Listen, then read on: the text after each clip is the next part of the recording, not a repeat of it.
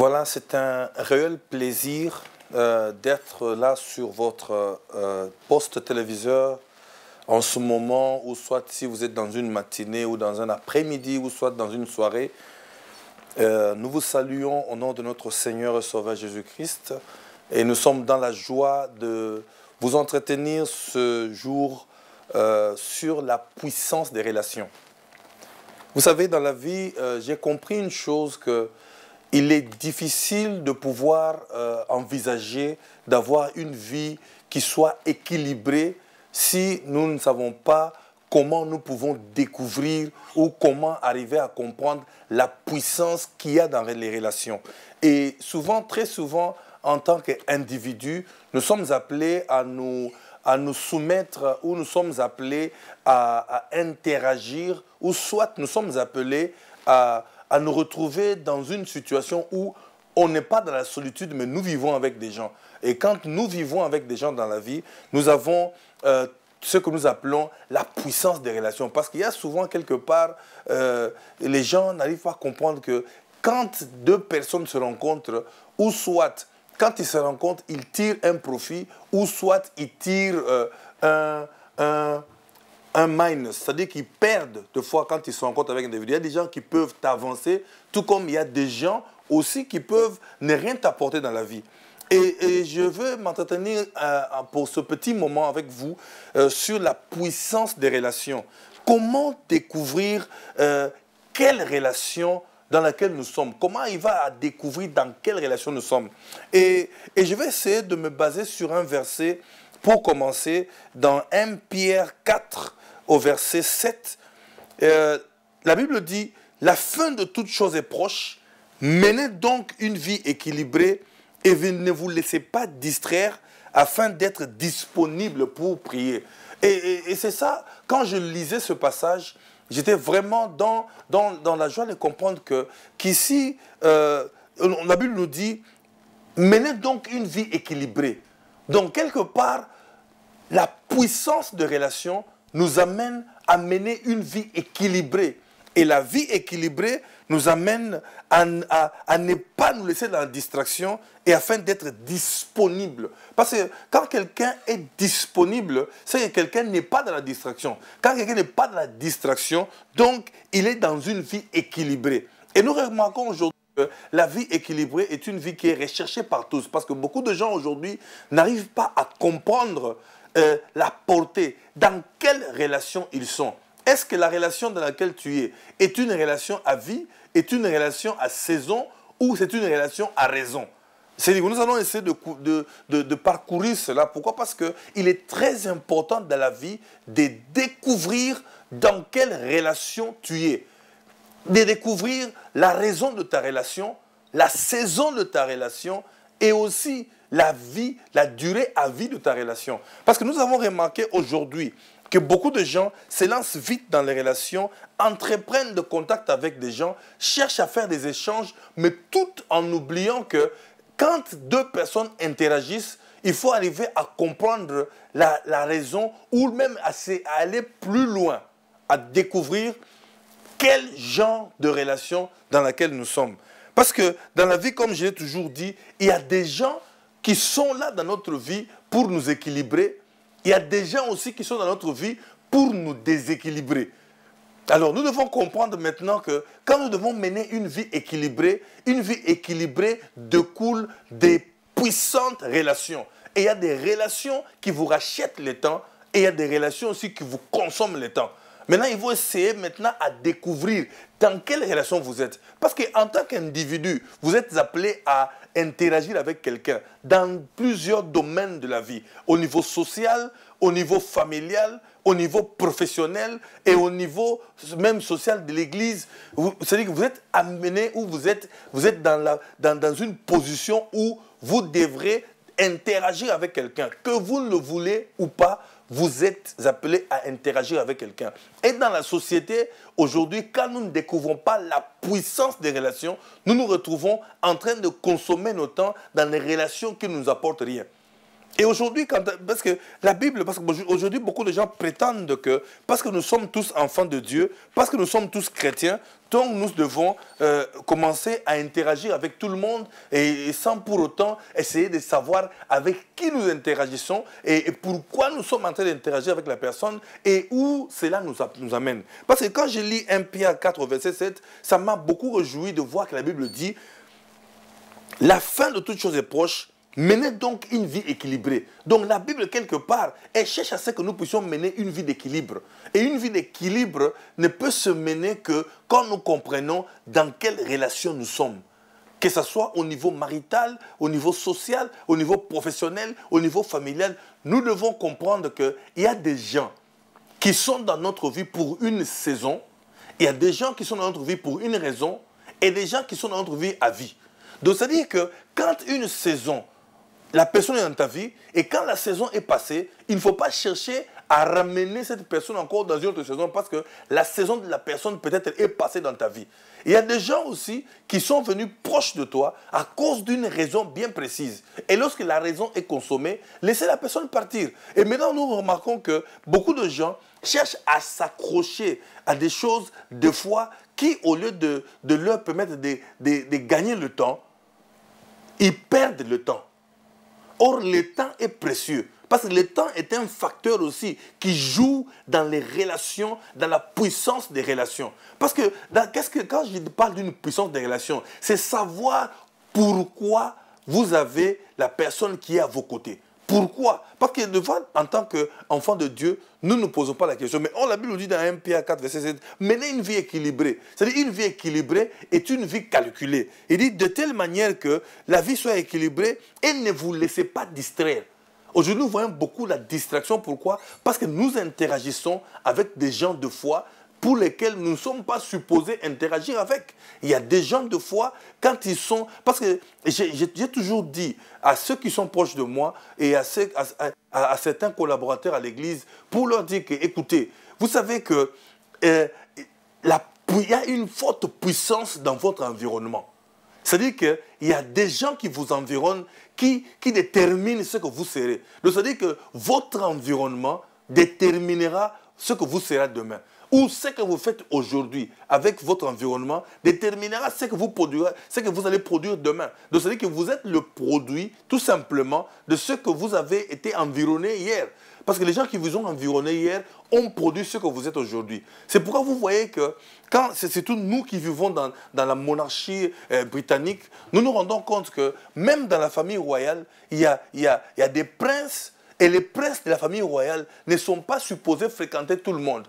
Pourquoi? Parce qu'il y a quelque chose qui leur est préservé, donc il ne leur pas demandé d'interagir ou de s'unir à tout le monde, de faire tout le monde leurs amis. Pourquoi? Parce qu'ils sont en train de préserver une certaine culture, en train de préserver certaines valeurs. Mais le problème, c'est quoi? C'est que quand vous voulez avoir une relation puissante, cette relation-là doit se retrouver autour de certaines valeurs fortes et doit se retrouver autour d'une certaine culture aussi qui soit une culture de l'excellence, une culture de la percée, une culture qui voit loin, qui est définie. Parce qu'il y a certaines cultures qui sont définies, il y a certains environnements aussi qui ne sont pas définis. Donc vous voyez que c'est ça qui fait qu'aujourd'hui, il est difficile de pouvoir atteindre des relations puissantes entre individus. Ces relations puissantes, nous ne pouvons pas les atteindre tout simplement pourquoi? Parce que les gens ne savent pas pourquoi ils interagissent. Les gens ne savent pas comment interagir. Les gens ne savent pas comment prendre à profit les relations qu'ils ont. Et comment s'environner des gens qui peuvent les aider à avancer. Parce que je dis toujours, il y a 3 catégories de personnes dans la vie. Il y a une catégorie, c'est des gens qui peuvent te prendre de là où tu es et t'amener au plus haut niveau de là où tu étais. Il y a aussi des gens qui, en restant avec eux, tu ne vas garder que le même niveau que tu avais. Il y a des gens aussi, quand tu les fréquentes, tu te rends compte qu'au bout de certains temps, tu perds même les valeurs que tu avais avant. Donc, c'est dit qu'il faut savoir un peu comment nous devons nous définir par rapport à ces relations-là. Parce que quand nous voyons que nous sommes en train d'interagir avec des gens, la Bible nous dit que c'est-à-dire que menez donc une vie équilibrée et ne vous laissez pas distraire afin d'être disponible pour prier. Parce que des fois même les relations, quand elles ne sont pas bien réglementées, elles nous amènent la distraction. C'est pourquoi vous voyez que la distraction nous consomme le temps.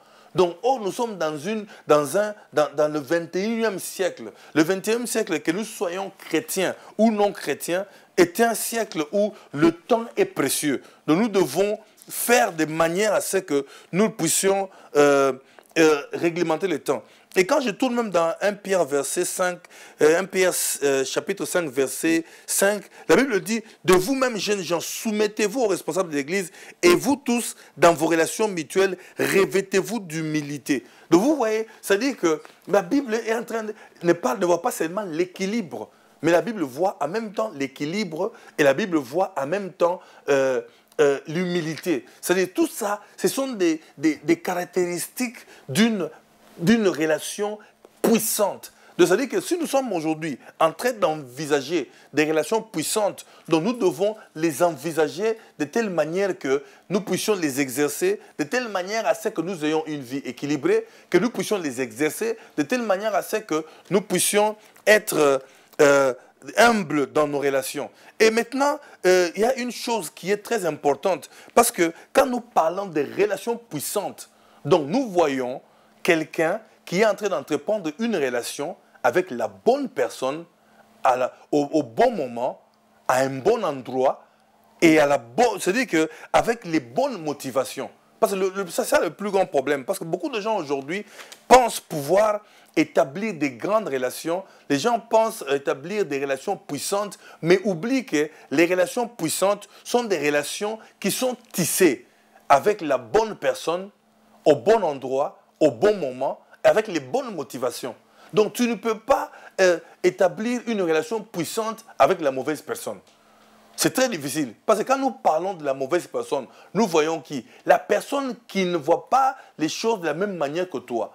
La personne qui n'a pas les mêmes valeurs que toi. La personne qui n'a pas les mêmes visées que toi. C'est la personne qui n'a pas les mêmes priorités que toi. La personne qui n'est pas en train d'entreprendre ce que tu entreprends. La personne qui ne voit pas ce que tu vois. La personne qui ne sait pas d'où il vient et il ne sait pas où il va. Il ne sait pas à quelle distance il est de là où il était et de là où il doit aller. Parce que c'est ça le plus grand problème. Il y a beaucoup de gens aujourd'hui dans la vie qui ne savent pas calculer la distance de là où il est et là où il doit arriver. Et il ne sait même pas déterminer là où il doit arriver. C'est ça maintenant le problème. C'est-à-dire que quand maintenant une personne est dans une telle position, il est difficile de pouvoir entreprendre une relation puissante avec un tel individu. C'est-à-dire que pour moi, je conclus que ce n'est pas la bonne personne. Parce qu'une personne, moi je suppose aujourd'hui que quand j'interagis avec des gens, je dois interagir avec quelqu'un qui m'aide à atteindre ma destinée. C'est-à-dire que je dois interagir avec quelqu'un qui comprend où je vais. Je dois me lier à quelqu'un qui sait ce qu'il fait. Je dois me lier à quelqu'un qui comprend pourquoi il fait ce qu'il fait. Je dois me lier à quelqu'un qui sait que même s'il sait ce qu'il fait, quel que soit, il connaît ce qu'il est en train de faire, il sait où il devait aller et il sait comment arriver là où il veut aller. Et c'est ça le grand problème. Il y a des gens qui savent ce qu'ils doivent faire et qui savent quand le faire, comment le faire, mais ils ne savent pas comment arriver à là où ils devront normalement arriver. Et maintenant, le problème, c'est quoi? Quand vous êtes en face de tels individus, il est très difficile d'établir les relations puissantes. Parce qu'aujourd'hui, j'ai toujours dit une chose. Quand vous vivez avec les gens qui ont le même niveau que vous, ils ne vous compléteront pas. Mais ils vous feront la compétition. Pourquoi? Parce que vous faites les mêmes choses, vous vivez de la même façon, vous avez les mêmes habitudes, vous avez les mêmes comportements, vous allez aboutir à ce que nous appelons une compétition.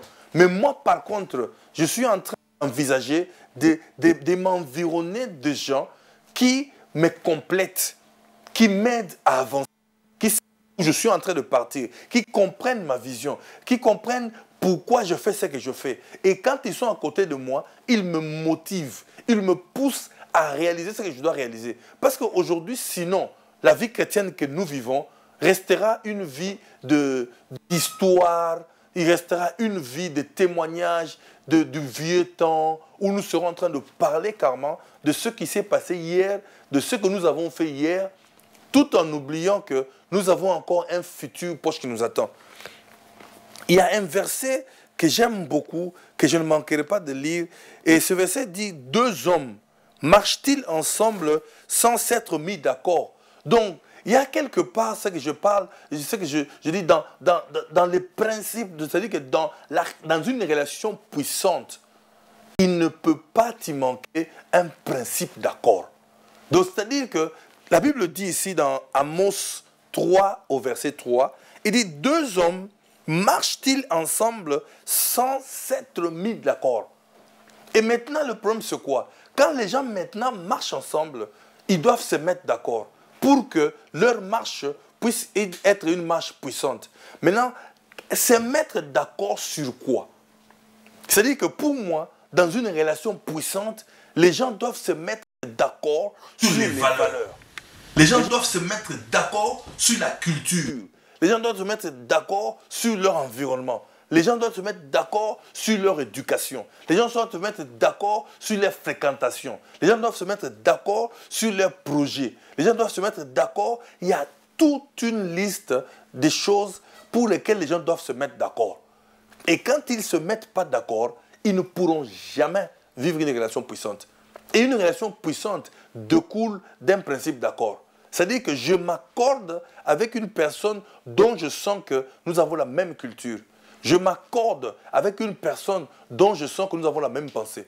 Je m'accorde avec une personne dont je sens que nous visons la même chose. Je m'accorde avec une personne qui comprend sa mission, qui comprend sa place, qui comprend ses valeurs, qui a une certaine base de vie, qui comprend les choses que je comprends, qui comprend comme je le comprends et qui me complète dans ma compréhension. C'est-à-dire que quand je le vois, je peux m'imaginer ce que je suis. Je peux imaginer ce que je veux devenir. Je peux imaginer, en lui, je peux lire mon futur. En lui, je peux avoir une lecture de... C'est-à-dire que, vous savez, il y a des gens, quand vous les rencontrez, vous lisez votre avenir en eux. Vous lisez votre excellence en eux. Vous lisez votre percée en eux. Vous lisez votre grandeur en eux. Vous lisez la dimension de ce que vous serez demain. Parce qu'il y a des gens, des fois, dans la vie, vous les rencontrez, vous sentez que si vous restez avec eux, votre vie sera transformée. Si vous restez avec eux, votre vie sera changée. Si vous restez avec eux, votre destinée sera vraiment challengée, sera défiée. Il faudrait que vous puissiez faire comme eux. Il faudrait que vous puissiez penser comme eux, parce qu'ils pensent